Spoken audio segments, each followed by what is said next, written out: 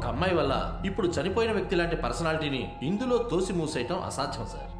ఈ డివైస్ తలుపులు కదిలించడం అంత ఈజీ కాదు సార్. కావాలంటే మీరే ఒకసారి ట్రై చేసి చూడండి.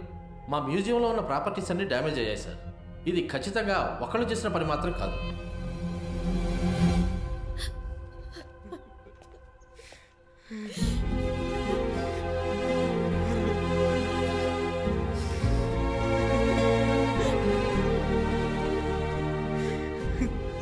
అన్న అక్క అరవింద్ చావు కారణం ఒక అమ్మాయి. ఏమంటున్నావురా? అవునన్నా, వాడు చనిపోయే అరగంట ముందు నాకే కాల్ చేశాడు. ఆర్కియాలజీ డిపార్ట్మెంట్ అమ్మాయి తగిలింది, తను ఏ ప్లేస్కి తీసుకెళ్తే బాగుంటుందో చెక్ చేసి చెప్పరా అని నాకు కాల్ చేశాడు. నేనే మ్యూజియంకి తీసుకెళ్తే బాగుంటుందని చెప్పానన్నా. అంటే తనే ఖచ్చితంగా మన అరవింద్ చావు కారణం అన్నా.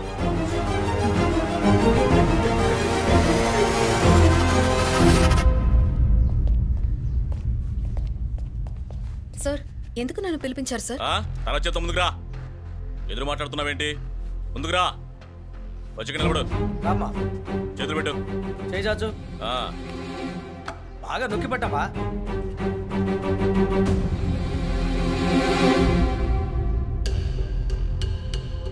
ఫారెన్సిక్ రిపోర్ట్లో ఆ ఈటి మీద నీ ఫింగర్ ప్రింట్సే ఉన్నాయని ప్రూవ్ అయింది. దీనికి నువ్వేమంటావు? నీ అంతటి నువ్వే కన్ఫెస్ చేస్తే మంచిది. డిఎస్పీని ఆయన బ్రదర్ని ఎందుకు చంపావు? నేను ఆయన ఎందుకు చంపుతాను సార్? నన్ను చూస్తే ఆ ఈటని ఎత్తగలనని ఎవరైనా నమ్ముతారా? మళ్ళీ మళ్ళీ చెప్పింది చెప్పక Divya. Do you think I am a fool? దీంతో మాట్లాడండి సార్. దీంతో ఇక మాట్లాడి నువ్వు చెప్పేది ఏమనుకుంటున్నావు? మీరంతా మీ సుపీరియర్ ఆఫీసర్ని అతి దారుణంగా చంపారు.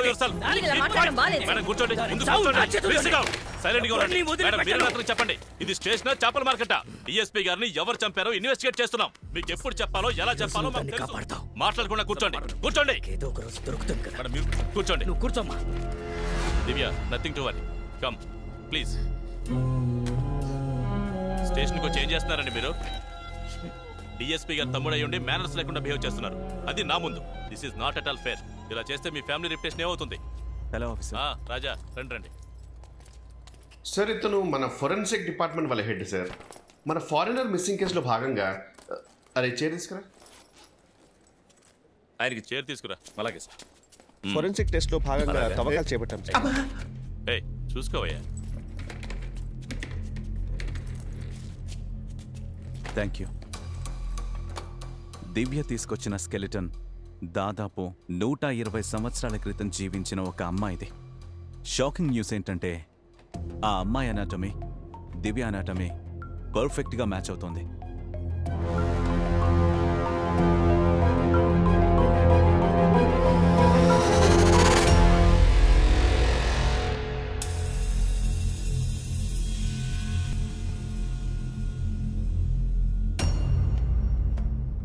మరైతే ఈ మర్డర్ చేసింది ఎవరై ఉంటారు?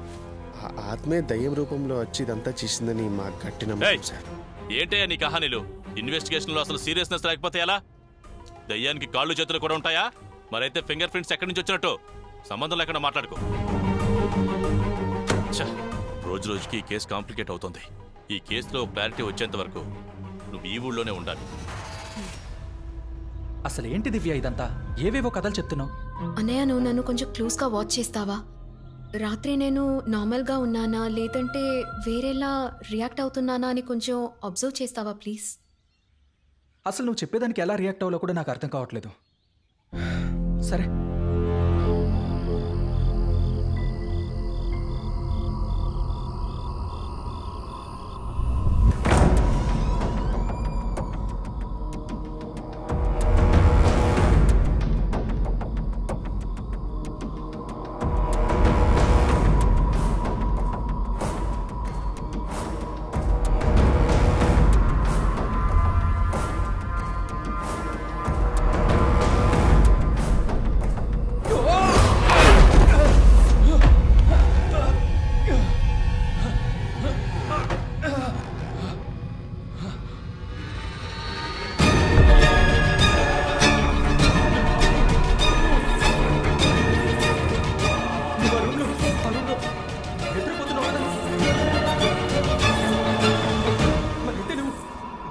విక్కీ, నేను ఇక్కడ ఉన్నాను.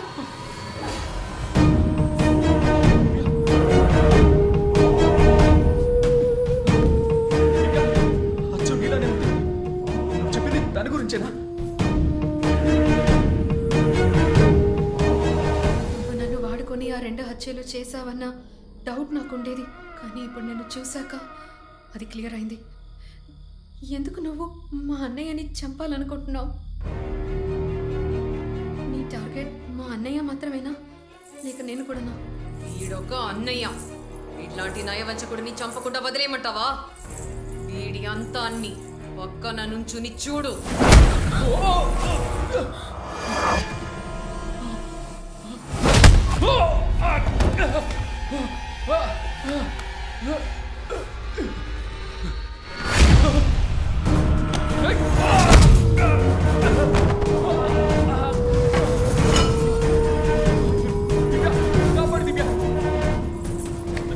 ఇప్పటికే ఆ హత్యలకి నాకు ఏ సంబంధం లేదని ప్రూవ్ చేయలేక చేస్తున్నాను. ఆ డిఎస్పీ ఫ్యామిలీకి నీకు ఏ ప్రాబ్లమో నాకు తెలియదు. నాకు సంబంధించినంత వరకు మా అన్నయ్య మంచివాడు. వాడిని కారణం లేకుండా చంపితే ఊరికైనా చూస్తూ ఉండమంటావా? వీడు అమాయకుడు. వీడిని కారణం లేకుండా నేను చంపుతున్నాను.